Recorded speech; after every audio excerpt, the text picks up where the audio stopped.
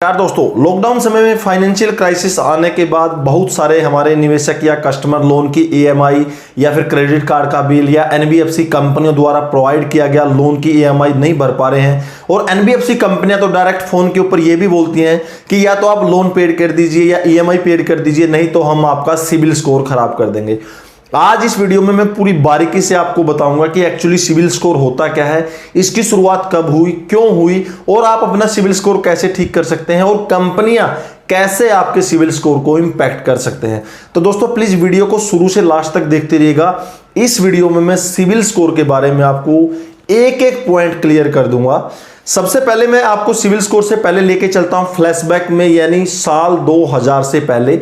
उसमें यानी वो अगर मैं बात करता हूं 1999 के टाइम की या 2000 साल के, जब सिबिल स्कोर इस्टेब्लिश नहीं हुआ था, तो कस्टमर क्या करते थे कि जैसे मैंने एसबीआई बैंक से लोन ले लिया, मैंने एसबीआई बैंक का लोन नहीं भरा, फिर मैंने एचडीएफसी बैंक से लोन ले लिया, वो भी नहीं भरा, उसके बाद मैंने दूसरे बैंक से लोन लिया, तो एक्चुअली बैंकों को यही नहीं पता चलता था कि जो ये कस्टमर है मेरे से लोन ले रहा है, कहीं इसने पहले किसी बैंक का लोन डिफॉल्ट तो नहीं किया या पहले किसी की ईएमआई पेड तो नहीं की। उससे पहले आपको पता होगा कि उस टाइम में आधार कार्ड भी नहीं था, तो बैंकों को ये एस्टिमेट लगाना बहुत मुश्किल हो जाता था कि जिस कस्टमर को हम बैंक से लोन दे रहे हैं क्या वो जेन्युइन कस्टमर है या हमारा जो लोन की पेमेंट है वो कर देगा। तो इसी डिस्प्यूट को सोल्व करने के लिए 2000 यानी अगस्त 2000 में एक सिबिल कंपनी का गठन हुआ जिसका नाम था सिबिल यानी credit information bureau India limited. जो इसके अभी स्टेक हैं वो ट्रांस यूनियन सिबिल लिमिटेड है। 66% शेयर जो इंडिया में सिबिल कंपनी है वो एक फॉरेन जो ट्रांस यूनियन सिबिल लिमिटेड है उसके पास स्टेक है। तो सबसे पहले मैं आपको बताऊं कि सिबिल स्कोर क्या होता है, मैं आपको समझाने की कोशिश करता हूं। जैसे मान के चलिए आप किसी भी बैंक में लोन लेने के लिए गए, जैसे कि आप अगर ये आप मतलब ए हैं और आप अगर बैंक में इधर लोन लेने के लिए गए, तो बैंक क्या करेगा, बैंक आपको बोलेगा नहीं यार मुझे आपको ऊपर यकीन नहीं है। बैंक को क्या पता कि आप कैसे कस्टमर हैं, बैंक को ये भी नहीं पता कि आप लोन की रीपेमेंट करेंगे या नहीं करेंगे।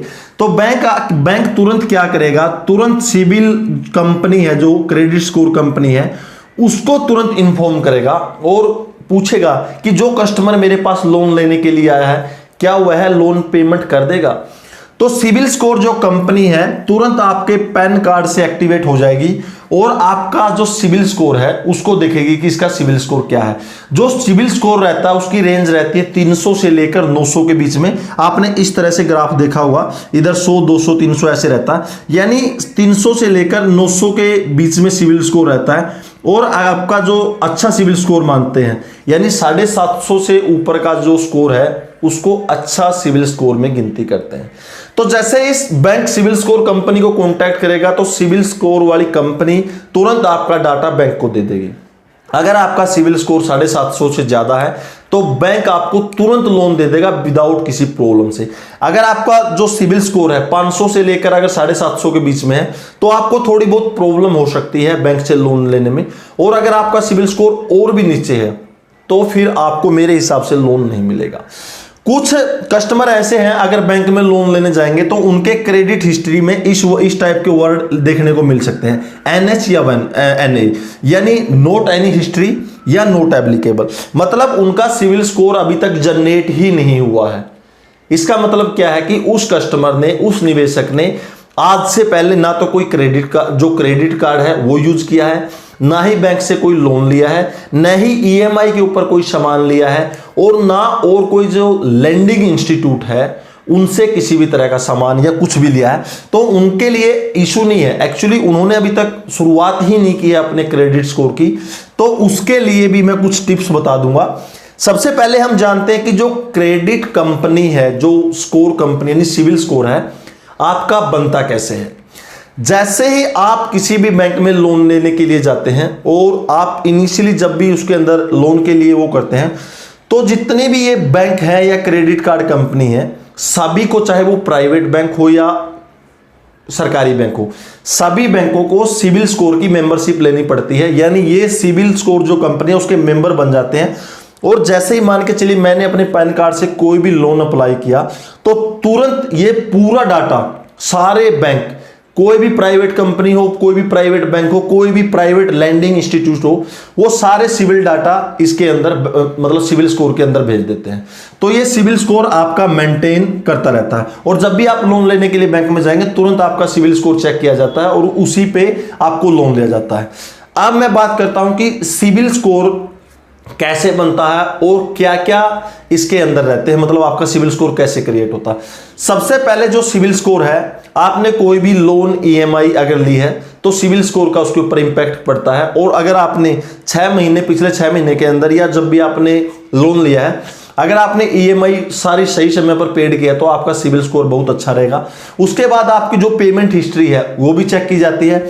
आपने जो क्रेडिट कार्ड कैसे यूज किया, यूटिलाइजेशन कैसे यूज किया है, उसके ऊपर भी डिपेंड करते हैं। और बहुत सारे वेरियस फैक्टर जो मिक्सिंग के अंदर आते हैं, और क्रेडिट हिस्ट्री के बेस पर आपका लोन हिस्ट्री, मतलब जितना ही फाइनेंशियल ट्रांजैक्शन हुई है आपके पैन कार्ड के ऊपर, उसके बेस पर क्रेडिट जो सिविल कंपनी है आपका क्रेडिट स्कोर डिसाइड करती है 300 से लेकर 900 के बीच में। अब आपका सिविल स्कोर है जो, वो कैसे खराब होता है ये देखिए। मान के चलिए आपने कोई बैंक की ईएमआई पेड नहीं की, उसका डायरेक्ट इंपैक्ट आपके सिविल स्कोर के ऊपर पड़ता है। उसके बाद अगर आपने कोई लोन ले रखा है, अगर आपने लोन पेड नहीं किया है तो उसका भी डायरेक्ट इंपैक्ट पड़ता है। क्रेडिट कार्ड का अगर बिल आपने पेड नहीं किया है तो उसका इंपैक्ट भी सिविल स्कोर पर पड़ता है। और आप अगर बार बार आप क्रेडिट कार्ड अप्लाई कर रहे हैं और 6 महीने में दबा के आपने क्रेडिट कार्ड अप्लाई कर दिया और वो आपके रिजेक्ट हो जाते हैं, तो उसका भी बुरा असर आपके क्रेडिट हिस्ट्री के ऊपर, क्रेडिट स्कोर पे पड़ता है। और अभी लॉकडाउन के समय में आरबीआई द्वारा गाइडलाइन देने के बाद जो एनपीए का टाइम है, देखिए अगर आपने लोन की ईएमआई को डिफॉल्ट कर दिया तो 2 क्रेडिट स्कोर के ऊपर 2 इफेक्ट रहते हैं, माइनर इफेक्ट और मेजर इफेक्ट।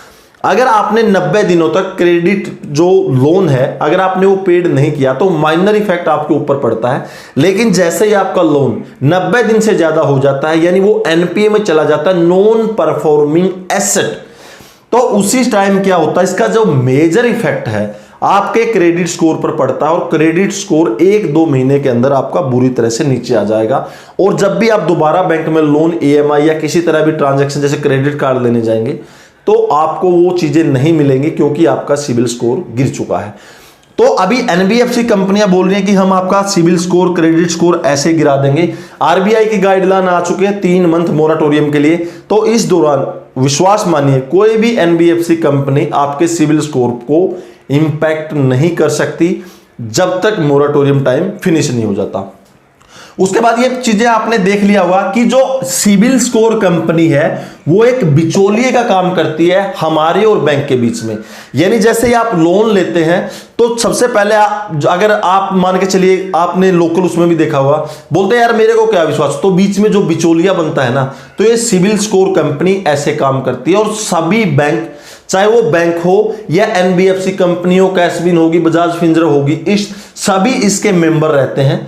और अगर आप 1 रुपए का भी अगर लोन लेते हैं तो कहीं से भी आपने लोन लिया हो, ये लोन की डिटेल सारे बैंक, सारे एनबीएफसी कंपनी सिविल स्कोर को तुरंत बताती है। और ये सिविल स्कोर डायरेक्टली आपके पैन कार्ड के ऊपर वर्क करता है, यानी पैन कार्ड को तुरंत रजिस्टर कर लेगा और रजिस्टर करने के बाद धीरे धीरे आपके सिविल स्कोर को मतलब क्रिएट करता रहेगा। और अगर आपने लोन को मतलब ईएमआई वगैरह नहीं पेड की है, अगर आपका लोन एनपीए में चला गया तो ये उसी तरह से आपके सिविल स्कोर को उठाता और बढ़ाता रहेगा।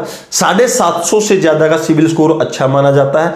और ये एक प्राइवेट कंपनी है और अप्रूव्ड बाय आरबीआई, 2000 में इसको गठन किया गया था। और जो ट्रांस यूनियन सिविल कंपनी है उसके स्टेक 66% के लगभग इस कंपनी के अंदर है। और ये सभी को इसका मतलब मानना पड़ता जो सिविल स्कोर है। और अगर अभी तक आपने कोई भी लोन, ईएमआई, अगर आपका सिविल स्कोर अभी तक नहीं बना है तो इसको मैं आपसे 3 टिप्स बता देता हूं कि आप सिविल स्कोर कैसे बना सकते हैं। सबसे पहले आप कोई भी सामान लॉकडाउन खत्म होने के बाद ईएमआई पे ले लीजिए। अगर आपके पास क्रेडिट कार्ड तो है ही नहीं क्योंकि आपका सिविल स्कोर बना नहीं है, तो सबसे पहले ईएमआई पे सामान ले लीजिए तो आपका सिविल स्कोर बनना स्टार्ट हो जाएगा।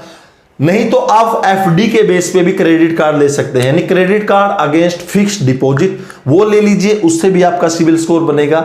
नहीं तो आप जो, अगर आपकी कोई मंथली सैलरी आ रही है तो उसकी डिटेल आप बैंक को देकर जो मिनिमम रेंज का क्रेडिट कार्ड है वो ले लीजिए।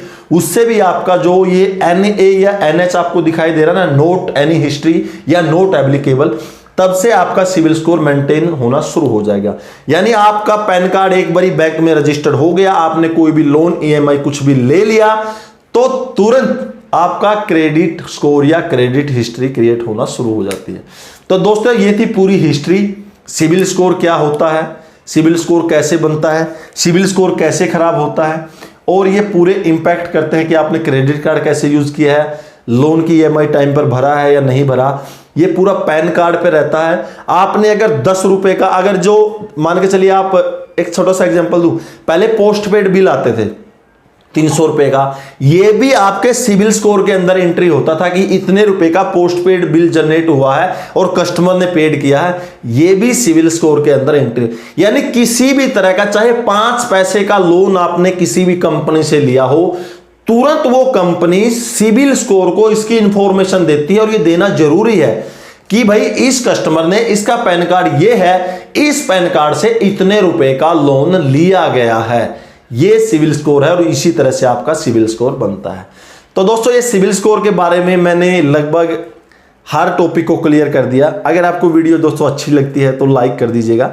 वीडियो के बारे में कोई कमेंट है तो प्लीज कमेंट सेक्शन में कमेंट कर दीजिएगा, और इसी तरह से नॉलेजेबल टॉपिक पर वीडियो पाने के लिए चैनल सब्सक्राइब कीजिएगा।